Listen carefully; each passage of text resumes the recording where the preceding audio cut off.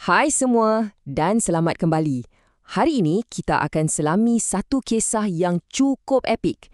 Kita akan lihat macam mana satu gelombang semangat nasionalisme melanda seluruh Asia Tenggara dan mengubah wajah rantau ni untuk selamanya. Ini kisah tentang penindasan, ya.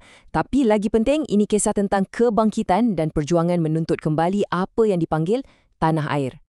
Jadi, persoalan besar yang kita nak tanya hari ini, simple je.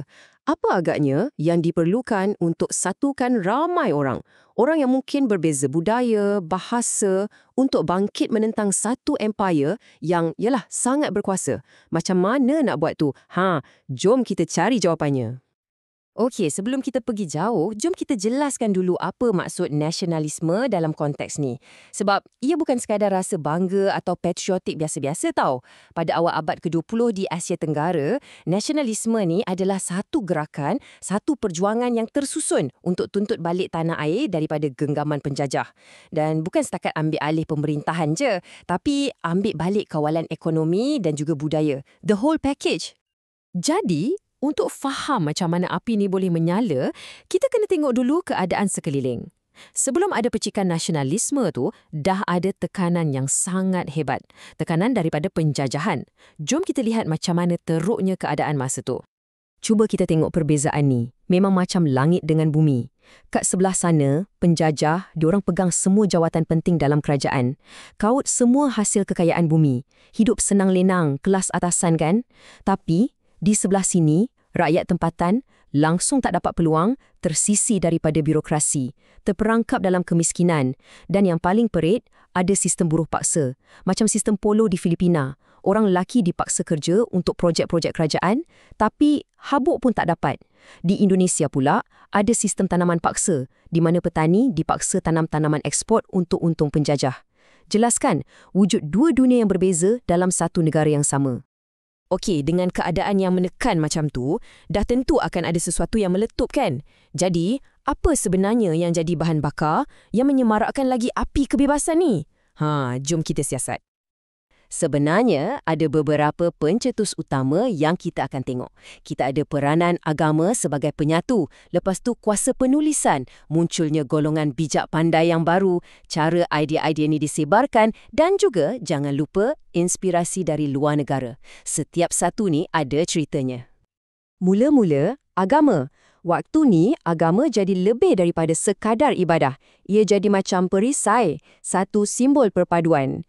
Gerakan macam gerakan Islah yang bawa idea pan-Islamisme, idea untuk satukan umat Islam di seluruh dunia, ia beri mereka satu identiti bersama untuk menentang pengaruh Barat. Sama juga macam Persatuan Belia Buddha di Burma. Agama jadi gam yang menyatukan rakyat menentang bukan saja penjajah, tapi juga budaya asing yang cuba dibawa masuk. Seterusnya, kuasa kata-kata. Dengar petikan ni daripada novel terkenal Jose Rizal, Nolimi Tangere. Saya terpaksa banyak beriman kepada Tuhan kerana saya telah hilang kepercayaan terhadap manusia. Dalam kan? Melalui novel macam inilah, penulis-penulis ni mendedahkan segala ketidakadilan dan kekejaman penjajah. Ia buka mata ramai orang. Malah, novel ni begitu berbisa sampai Rizal sendiri dihukum mati oleh Sepanyol dan itu menjadikan dia seorang wiranegara. Dan yang ni memang cukup ironik. Pendidikan moden yang diperkenalkan oleh penjajah sendiri akhirnya makan diri. Macam mana tu? Okey, bila anak-anak muda tempatan dapat akses kepada pendidikan barat, mereka belajar pasal idea-idea macam demokrasi, kebebasan, hak asasi. Lepas tu mereka pandang sekeliling dan sedar, semua benda ni tak ada pun untuk bangsa aku sendiri.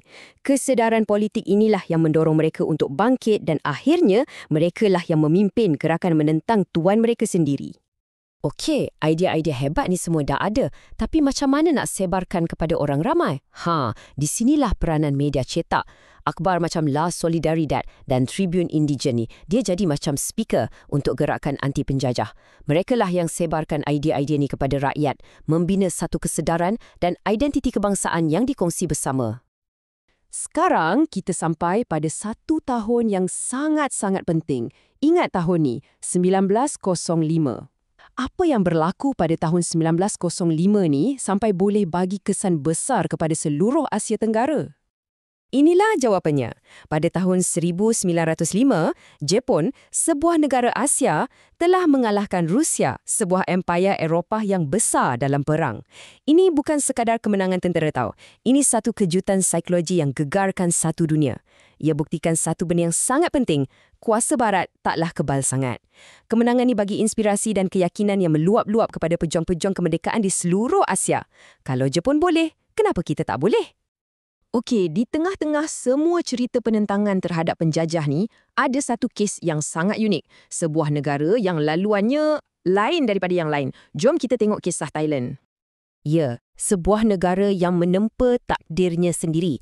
Tak macam jiran-jirannya, Thailand tak pernah dijajah secara langsung. Persoalannya, macam mana mereka berjaya buat macam tu? Okey, nasionalisme di Thailand ni, dia punya flavor lain sikit. Ia bukan pasal menentang penjajah yang dah ada, tapi pasal mempertahankan kedaulatan melalui pemodenan. Raja-raja mereka macam Raja Mongkut dan Raja Chulalongkorn sangat bijak. Mereka main catur diplomatik dengan Barat. Mereka buka negara, modenkan birokrasi, sistem pendidikan, semua ikut acuan Barat. Tujuannya satu, nak tunjuk yang Siam ni negara bertamadun, tak perlu dijajah. Tapi, ironinya, pemodenan ni juga lahirkan rakyat yang tak puas hati dengan sistem monarki mutlak. Jadi, nasionalisme mereka ditujukan ke dalam. Kemuncaknya, Revolusi 1932 yang menubuhkan raja berperlembagaan. Dan pada tahun 1939, nama Siam ditukar kepada Thailand yang bermaksud tanah orang bebas. Sangat simbolik. Baik, sekarang jom kita tengok evolusi gerakan-gerakan ni. Macam mana ia berubah daripada sekadar bantahan-bantahan kecil yang berselerak kepada satu revolusi yang gegarkan seluruh rantau. Sebenarnya, kita boleh bahagikan evolusi ni kepada dua fasa yang sangat berbeza.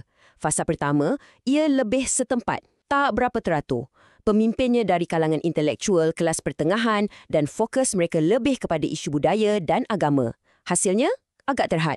Tapi dari kegagalan fasa pertama inilah lahirnya fasa kedua. Yang ni jauh lebih radikal.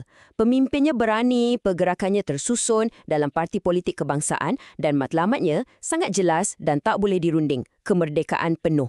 Fasa kedua inilah yang benar-benar menggegarkan lanskap politik. Jadi, selepas semua perjuangan dan revolusi ni, apakah kesannya? Apakah gema kemerdekaan yang masih kita dengar sampai hari ni? Kesimpulannya mudah je. Perjuangan dan pengorbanan mereka semua langsung tak sia-sia. Gerakan-gerakan inilah yang telah meletakkan batu asas tapak untuk pembinaan negara-negara merdeka yang kita lihat di Asia Tenggara hari ini.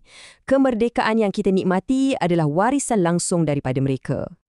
Dan sebagai penutup, saya nak tinggalkan anda semua dengan satu soalan untuk difikirkan. Macam mana agaknya perjuangan untuk identiti dan kedaulatan pada zaman kolonial dulu masih membentuk Asia Tenggara yang kita diami hari ini? Dari segi politik, budaya, malah hubungan antara negara, adakah gema-gema dari masa lalu tu masih kedengaran?